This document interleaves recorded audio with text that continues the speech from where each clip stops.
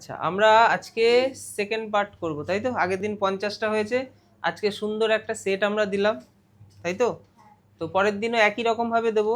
তো 50টা প্রশ্ন, তার বাংলা মানে উত্তর, তার বাংলা মানে সমস্তটা বাংলায় একদম দারুণভাবে জেনে রাখবো, এবং ইংলিশ ওয়ার্ডগুলোরও বাংলা মানে আমরা করতে করতে জেনে যাব। পরের দিন 50টা পড়া থাকবে। তোমরা যারা অনলাইন ক্লাস করলে আগের দিনে 50টা আশা করি পেয়েছো, আজকের 50টাও পাবে।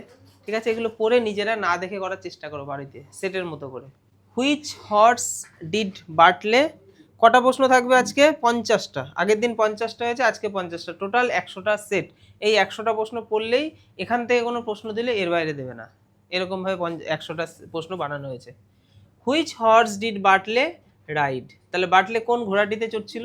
কোন ঘোড়াটিতে? রেড মেয়ার, ঠিক আছে, লাল ঘটকি। আচ্ছা, which horse followed Bartley and caused the accident, তাহলে কোন ঘোড়াটি বাটলেকে অনুসরণ করছিল এবং দুর্ঘটনার কারণ হয়েছিল? কোন ঘোড়াটা? দ্য গ্রে পনি, ধূসর টাট্টু ঘোড়া, যার জন্য তার বিপদ কিন্তু হয়েছিল।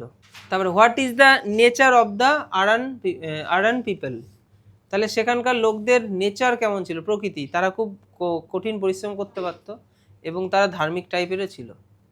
তো কি বলা হচ্ছে দেখো, hard working and deeply religious, তাহলে হার্ড ওয়ার্কিং হচ্ছে কঠোর পরিশ্রমী, আর ডিপলি রিলিজিয়াস, ডিপলি মানে গভীরভাবে, রিলিজিয়াস মানে ধর্মকে, ধর্মীয় একটা ভাবাবেগ। What is the central struggle in the play, আচ্ছা এই পুরো প্লেতে মানে এই নাটকে মেন স্ট্রাগলটা কি, কিসের লড়াই এখানে? এখানে ম্যান ভার্সেস নেচার, মানুষ ভার্সেস প্রকৃতি। প্রকৃতি কেড়ে নিল তার সব সন্তান, পুরো পরিবারকে। What is the dual role of the sea in the play, তাহলে নাটকে সমুদ্রের দ্বৈত ভূমিকাটি কি ছিল? সমুদ্র দুরকম ভূমিকা নাটকে কিন্তু পালন করছিল, একটা যে সমুদ্র জীবন ধারণে সাহায্য করছিল, আর সমুদ্রেই সব প্রাণ চলে যাচ্ছিল। তাহলে প্রোভাইডার অফ লাইফ, সমুদ্র জীবন দিচ্ছিল, অ্যান্ড ব্রিঙ্গার অফ ডেথ, এবং এই যে ব্রিঙ্গার ছিল, বার্তাবাহক ছিল কিসের? মৃত্যুর। সমুদ্রই মৃত্যু ঘটাচ্ছে, সমুদ্রই জীবন জীবিকা সমস্ত রুজি রোজগার সব দিচ্ছে। What was the use of the bit of string, তাহলে স্ট্রিং হচ্ছে দড়ি, বিট হচ্ছে তার টুকরো, তাহলে দড়ির টুকরো কিসের জন্য ব্যবহার করা হয়েছিল? হোয়াট ওয়াজ দ্য ইউজ, কি কারণে? তাহলে used to tie the bundle, কাপড়ের পুটলি বাঁধার জন্য। Where was the bundle hidden, বান্ডেলটাকে কোথায় হিডেন করে রাখা হয়েছিল? কোথায়? ওই চিমনির কোণে, জ্বালানি রাখার জায়গায়, যেখানে জ্বালানি থাকে, যেটা দিয়ে আগুন ধরানো হবে। তাহলে ইন দ্য চিমনি কর্নার, ঠিক আছে, অথবা ওটাকে টার্ফ লফটও বলে। What was মরিয়াস stayed at the end of the play, তাহলে মরিয়ার মানসিক অবস্থা কেমন ছিল নাটকের শেষে? শান্ত ছিল, এবং এই যে কাম, কাম মানে হচ্ছে শান্ত, অ্যান্ড রিজাইন্ড, রিজাইন মানে হচ্ছে মানে নিজেকে রিজাইন করে দিলাম, মানে ভাগ্যের কাছে নিজেকে সমর্পণ করে দিলাম, ভাগ্যে যা আছে তাই হবে, কিছু করা যাবে না। What is the closing philosophy of the play, তাহলে নাটকের শেষ দার্শনিক বাণীটি কি? কি দার্শনিক বাণীটি? No man at all can be living for ever, মানে কোনো মানুষই চিরকাল বেঁচে থাকতে পারে না, সবারই মৃত্যু হবে। হোয়াট ইজ দ্য নিং, তাহলে দা, এই যে হোয়াট ইজ দ্য কিনিং, তাহলে দ্য কিনিংটা কি? Traditional Irish willing for the dead, এটা হচ্ছে মৃত্যু ব্যক্তির জন্য আইরিশদের ঐতিহ্যবাহী শোকগাথা বা বিলাপ। তাহলে মৃত্যু ব্যক্তি মানে যাদের মৃত্যু হয়ে গেছে আর কি, তাদেরকে নিয়ে যে বিলাপ হবে ছন্দে ছন্দে, সেই বিলাপটা, সেটাকে বলা হয় দ্য কিনিং। হু স্টার্টেড দ্য কিনিং, তাহলে বিলাপ বা কিনিং কারা শুরু করেছিল? কারা বিলাপ করছিল, দুঃখে কাঁদছিল? তো গ্রামের সেই মহিলাগুলো, তাহলে দ্য ভিলেজ ওমেন, তাহলে ওম্যান একটা মহিলা, ওমেন ই থাকলে অনেক কটা। What is the colour of the coffin boards, কিরম কালার ছিল তক্তাগুলোর? হোয়াইট কালার ছিল। হোয়ার ওয়াজ মাইকেল বারিড, মাইকেলকে কোথায় সমাহিত করা হয়েছিল? ইন দ্য নর্থ ডোনেগালে, এটা জায়গার নাম। আচ্ছা, তারপর দেখো, was Michael's body ever brought home, তো মাইকেলের মরদেহ কি কখনো বাড়িতে আনা হয়েছিল? নাটকের শেষে আমরা দেখতে পাবো বার্টলের মরদেহ আনা হয়েছিল, মাইকেলেরটা আনা হয়নি, তো এটা কি হবে? No. What was Bartley's attitude towards the sea, তাহলে সমুদ্রের প্রতি বার্টলের মনোভাবটা কেমন ছিল? ফেয়ারলেস ছিল, সে কি ভয় পেয়েছিল? ভয় পেলে তো যেত না, সে নির্ভীক ছিল এবং সংকল্পবদ্ধ ছিল, আমি যাবই ওই মেলাতে 400 কিলোমিটার দূরে। আচ্ছা, what does the spring tide indicate? বসন্তের জোয়ার কি নির্দেশ করে? What does the spring tide indicate? বসন্তের জোয়ার কি নির্দেশ করে? It indicates the dangerous sea level. তোমাদেরকে যে নোটসটা দেওয়া হয়েছে তার মধ্যে কিন্তু বেঙ্গলি মিনিং নেই। এই পিডিএফটা দিয়ে দেওয়া হবে গ্রুপে, এবং তোমরা যারা অনলাইন ক্লাস করছো তোমরা এই পিডিএফটা পেয়ে যাবে। তো বাংলাটা, হ্যাঁ পিডিএফ, তোমাদের পিডিএফে বেঙ্গলি মিনিং থাকবে না, যেমনটা ওদের কাছেও নেই। তো এই ক্লাসটার মধ্যে দিয়ে কিন্তু যে ওয়ার্ডের বেঙ্গলি মিনিং বুঝতে পারবে না লিখে নেবে। প্রশ্নের বেঙ্গলি মিনিংটা জানাটা খুব প্রয়োজন উত্তর করার জন্য। সব প্রশ্নের প্রয়োজন হবে না, কিছু প্রশ্নের প্রয়োজন হবে। What is the significance of Samhain? তাহলে সামাইনের তাৎপর্য কি? তাহলে a time of transition and spirits. তাহলে ঋতু পরিবর্তন এবং মানে অলৌকিক টাইপের বা অতিলৌকিক আত্মার সময় অন্তর্নিহিত প্রেক্ষাপট, ওই রিলেটেড জিনিসটা হচ্ছে এই স্যামাইমের সাথে জড়িত। What does the cup symbol signify? তাহলে কাপ বা পাত্রের প্রতীকটি এখানে কি বোঝাচ্ছে? এই যে কাপ, এটা হচ্ছে একটা এমটি কাপ ছিল, এই এমটি কাপ সিগনিফাই করছিল the end of the line, মানে জীবনের শেষ, এটাই এই কাপের মধ্যে দিয়ে প্রকাশ হচ্ছিল। What was Maurya's prayer at the end? শেষ মুহূর্তে মৌরিয়ার প্রার্থনা কি ছিল? For the souls of her sons and all living, মানে তার ছেলেদের এবং জগতের সমস্ত জীবিত মানুষের আত্মার শান্তির জন্য। For the souls of her sons and all living. Why was the knife mention in the play? তাহলে নাটকে ছুরির উল্লেখ কেন করা হয়েছিল? Used for cutting the rope, ওই দড়ি কাটা হবে তার জন্য। What is the pagan element in the play? নাটকের মধ্যে এই যে অখ্রিস্টীয় বা পৌত্তলিক উপাদান কোনটি ছিল? এটা ছিল সুপারস্টিশিয়ানস অ্যাবাউট ঘোস্ট অ্যান্ড ভিশনস। তাহলে ভূত এবং অলৌকিক দর্শনের প্রতি কুসংস্কার। প্যাগান এই ওয়ার্ডটার মধ্যে দিয়ে এই জিনিসটা বোঝাচ্ছিল। What is the Christian element in the play?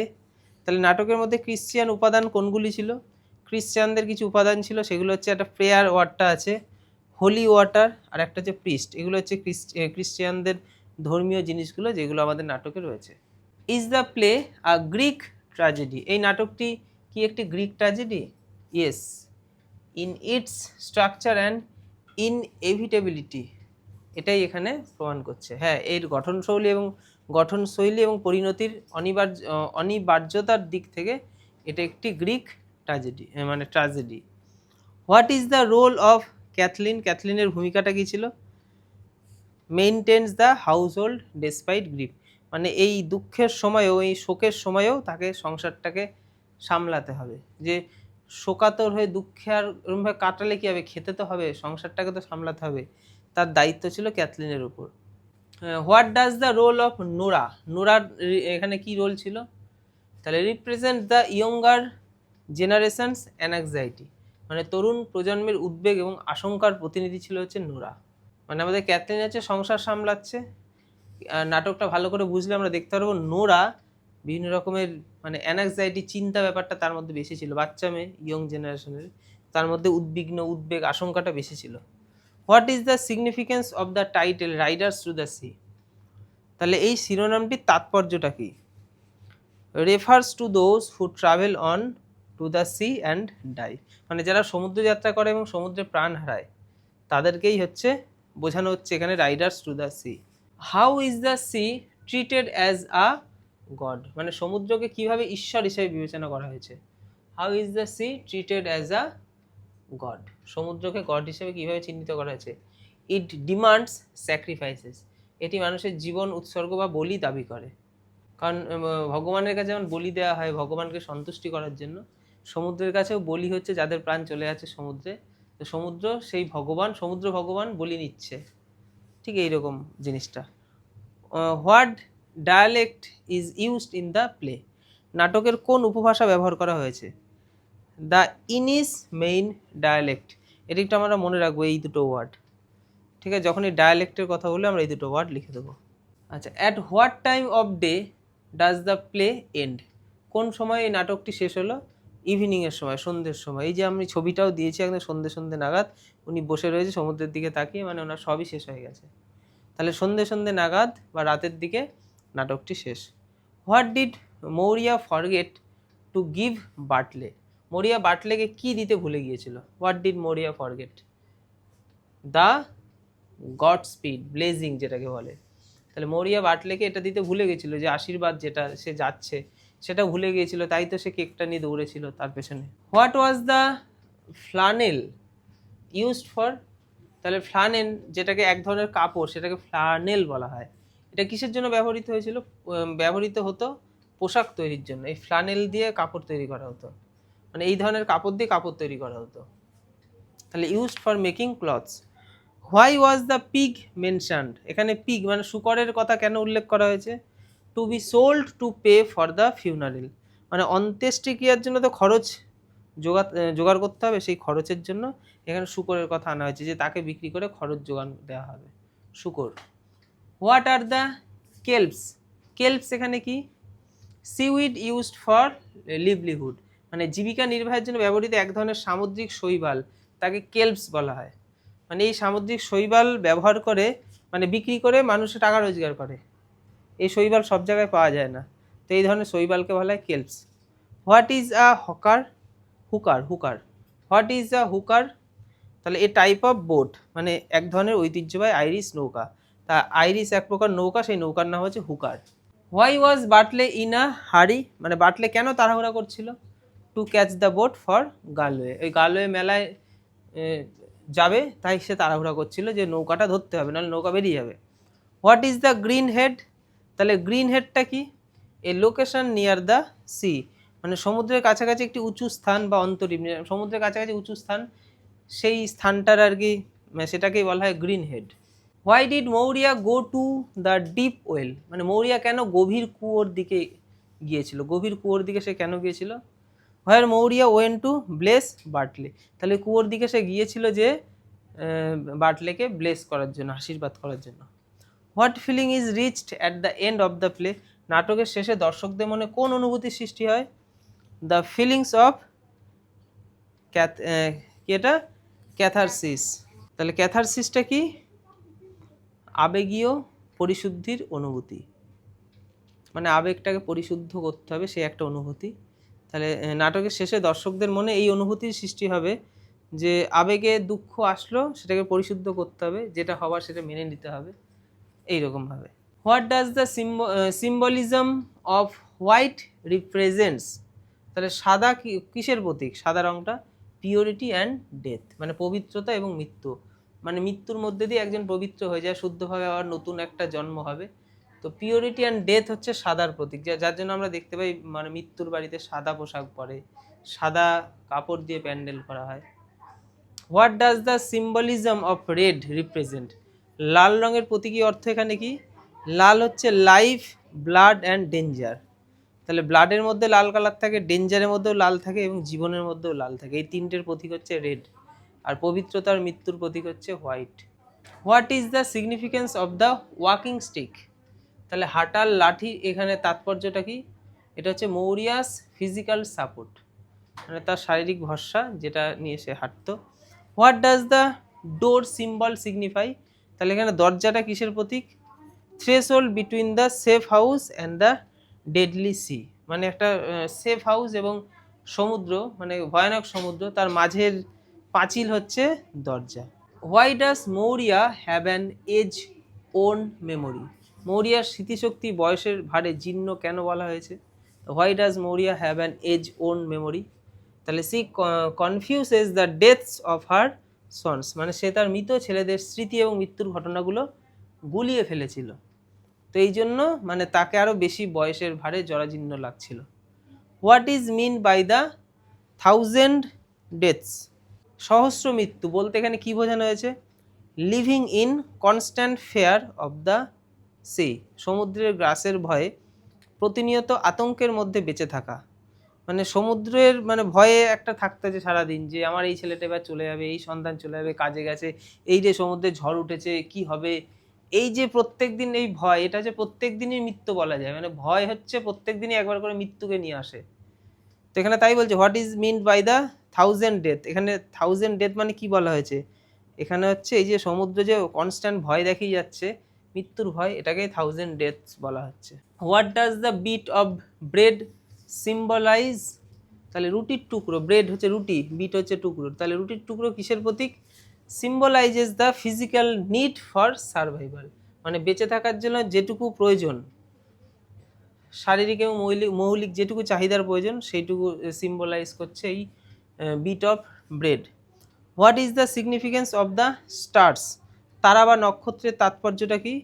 এটা হচ্ছে not visible, emphasising the dark fate, মানে তারাগুলো দৃশ্যমান ছিল না, যা অন্ধকার এবং নির্মম ভাগ্যকে ফুটিয়ে তোলে। What role does the wind play, বাতাস নাটকে কি ভূমিকা পালন করছিল? A constant auditory background of the tragedy, মানে এই ট্র্যাজেডির ব্যাকগ্রাউন্ডে একটা আওয়াজ আসবে, তো সেই আওয়াজটা হচ্ছে বাতাস, সেই আওয়াজটাকে নিয়ে আসছিল, মানে একটা শব্দ আবহ তৈরি করছিল, যেটা দেখলে মনে হবে একটা ট্র্যাজেডি, একটা দুঃখী দুঃখী একটা ব্যাপার। Does the play have a hero, এই নাটকে কি কোনো নায়ক বা নায়িকা আছে? তো নায়ক বা নায়িকা বললে সেটা হচ্ছে Maurya. Maurya is a considered a tragic heroine, একজন ট্র্যাজিক হিরোইন হিসেবে এখানে মৌরিয়াই হচ্ছে main character. What emotions are evoked in the audience, তাহলে দর্শকের মনে কোন কোন আবেগ জাগ্রত হবে? দর্শকের মনে এই পুরো নাটকটা দর্শকরা দেখলে তাদের মধ্যে একটা ভয় ভয় ব্যাপার এবং করুণা, এই দুটো জিনিসই দেখা যাবে, pity and fear. What is the ultimate message of the play, নাটকের চূড়ান্ত বার্তাটা কি? Acceptance of mortality and the power of nature, তাহলে মরণশীলতার সহজ স্বীকারোক্তি, মানে মরণকে মরণকে মেনে নিতে হবে এবং প্রকৃতির অমোঘ শক্তির কাছে আত্মসমর্পণ করা, মানে প্রকৃতির কাছে সবাইকেই হার মানতে হবে, প্রকৃতির ওপরে কেউ নেই। তো এটা নাটকের চূড়ান্ত বার্তা হচ্ছে এটাই, প্রকৃতি যদি মানে যেটা কপালে লেখা আছে সেটা হবেই, সেটাকে পরিবর্তন করা যাবে না, এবং প্রকৃতি সব কিছু কেড়ে নিতে পারে চাইলেই, প্রকৃতির কাছে আমরা সবাই অসহায়। তো যাই হোক, এই হচ্ছে ব্যাপার। তো 50টা হলো আজকে, আর আগের ক্লাসে আমাদের কটা হয়েছে? 50টা। যাই হোক, ওভারঅল আমরা একটা আইডিয়া করলাম। এবার এই 50টার উপরে একটা এমসিকিউ টাইপের পরের দিন তোমাদের নেওয়া হবে, তোমরাও নিজেরা চেষ্টা করবে না দেখে